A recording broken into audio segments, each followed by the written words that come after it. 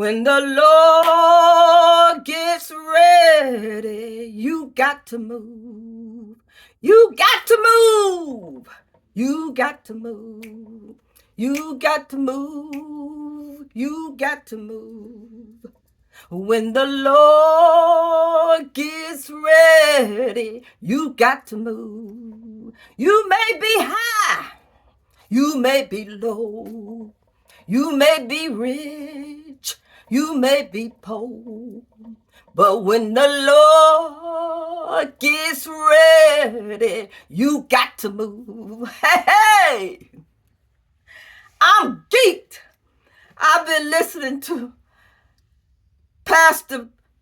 Bishop Carlton Pearson, Azusa Street, 1, 2, 3, 4, 5. I'm telling you, when you put that on, you will move. And the pastor used to say, hold on, during Jubilee service, oh, we'd be having a good time. I'm talking about sanctified church in the 80s and the 90s and the 70s. Woo! Think about 900 people on the same accord with the same mind. And then, we as African people, the beat of the organ and the drums beating, and we had the best. You gonna move. And you think about your hardships that you've been through, and week after week, you be singing these songs without books. Because Black people, we don't need books. We sing from our souls. And you drill it into yourself. All of these songs. How wonderful he is and how he's there and present in your help in the time of need. Put on Azusa Street 1, 2, 3, 4, and 5. You gonna move. But I got to calm myself down. But I remember, and it was real. The human spirit is real. The spirit of hope. And so, again, if you just in such hardship, and Black people, we know how to have hope and praise. And Caucasians will come into the midst, and they couldn't feel it, but they tried. They come in to mimic it and take it back to where they are. But nobody know hardship like Black people. It comes from our soul. It comes from our being. It comes from our living in the ghetto. Like the blues. No one could sing the blues like Black people. It comes from us. But let me get serious. But yeah, if I die, let me die in the army of the Lord. We meant that. And we will focus on nothing but Jesus. Jesus. Jesus in the morning, in the noonday, in the afternoon, and every day when the sun goes down. Hey. But thanks for tuning in and listening. Peace, if you could find it. I want to get serious and talk about Evangelist Sister Recy Taylor. I don't want this to be long, and I already made it long, but I want to make it quick. Evangelist Recy Taylor. Oprah brought it up to everybody's memory because they had forgot about it. Recy Taylor in Abbeville, Alabama. I don't know how far from Mobile, where my mother was from. So, Recy was horrifically kidnapped and raped by a thug of Caucasian American citizens.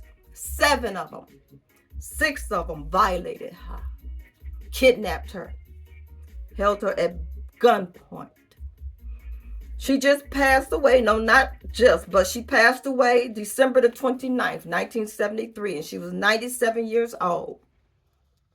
An all Caucasian American jury refused to indict 6 Caucasian males. I don't call them men. Actually, it was 7, but the driver, The driver refused. He was 14 years old and he was a neighbor. All of them were neighbors. All of them lived in the neighborhood. They admitted their admission. She was a married woman, a sanctified woman, just coming home from an apostolic Pentecostal, foot stomping, Bible thumping, Jubilee service, where Christ is your all and he is your all. He's there in the time of need. He's there before you call on him.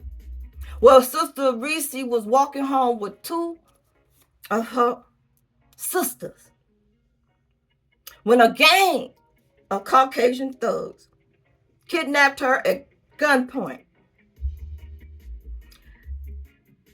The mother of one, they undressed her and took turns. Okay. They left her blindfolded on the road from her home, Abbeville, Alabama.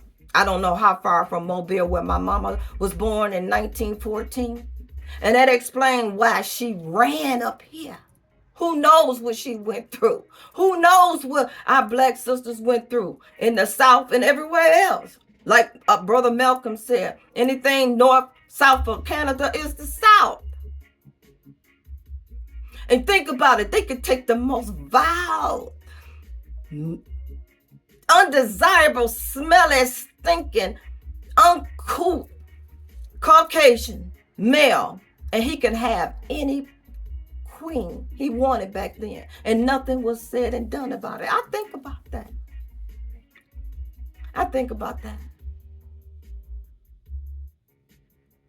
They threatened her.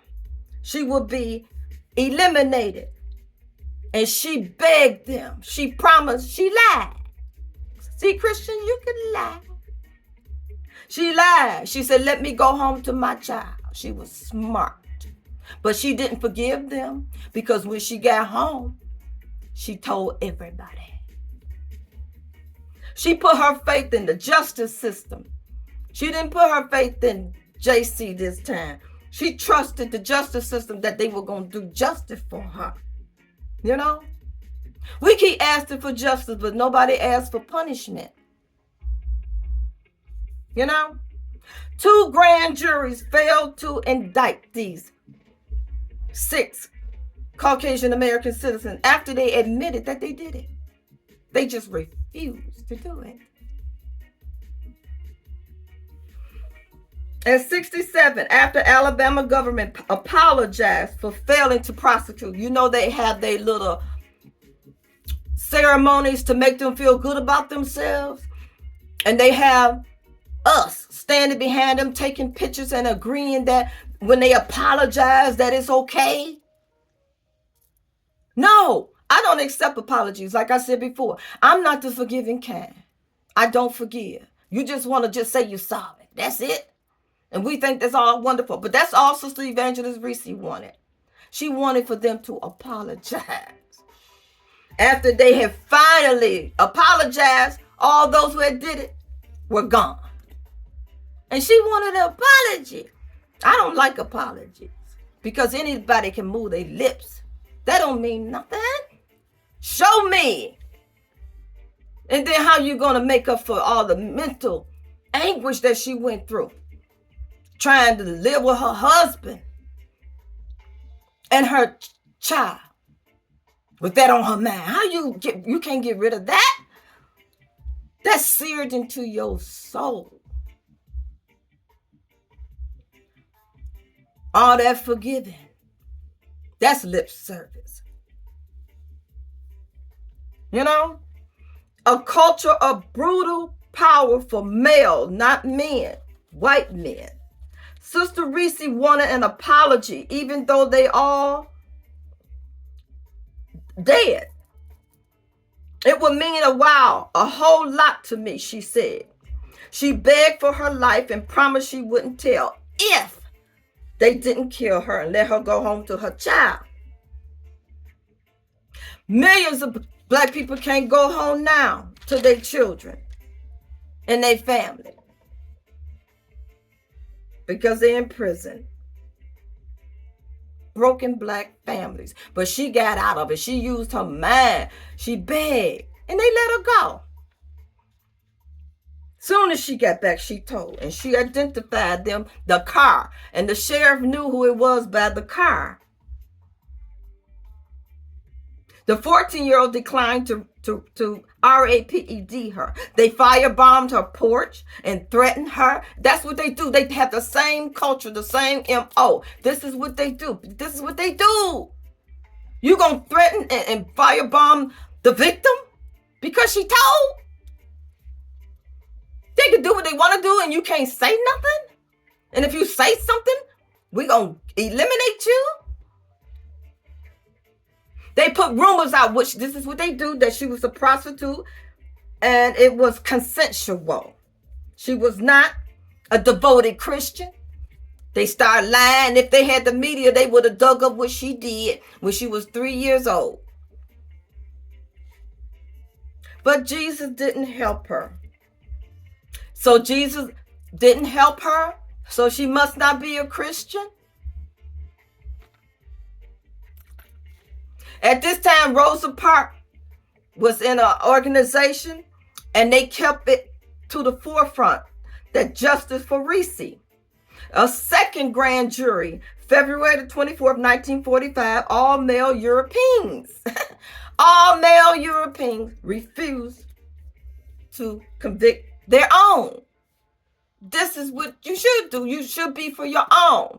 It's not racism when you for your own. You for your own. They supposed to be for their own, and we should be for us.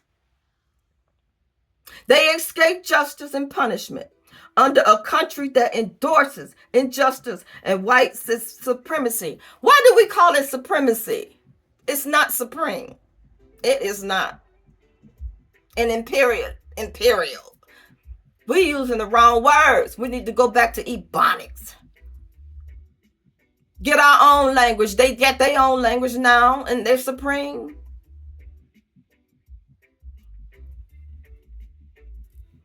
At this time, Rosa Parks and Emmett Till, that was for the forefront. That was what's happening. That was what was happening.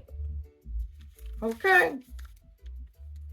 We need our own code and language, but it's too late for all of that now, I was looking at a video, and this homeless Skid Row man was speaking to someone that was 6'4".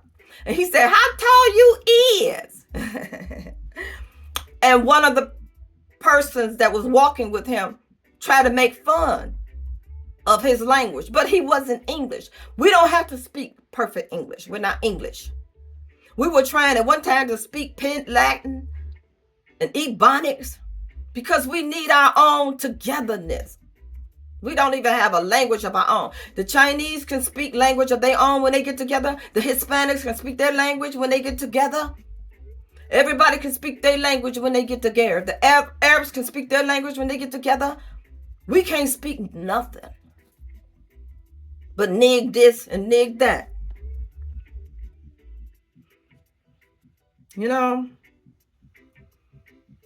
It's known, the FBI know that they have clan on the police force that are containing us. What are we going to do, Black people? We are in so much danger.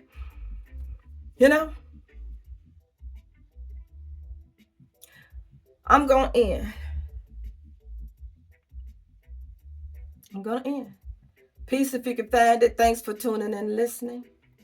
Like, share, leave a comment, subscribe. Hit the notification button. Peace if you can find it.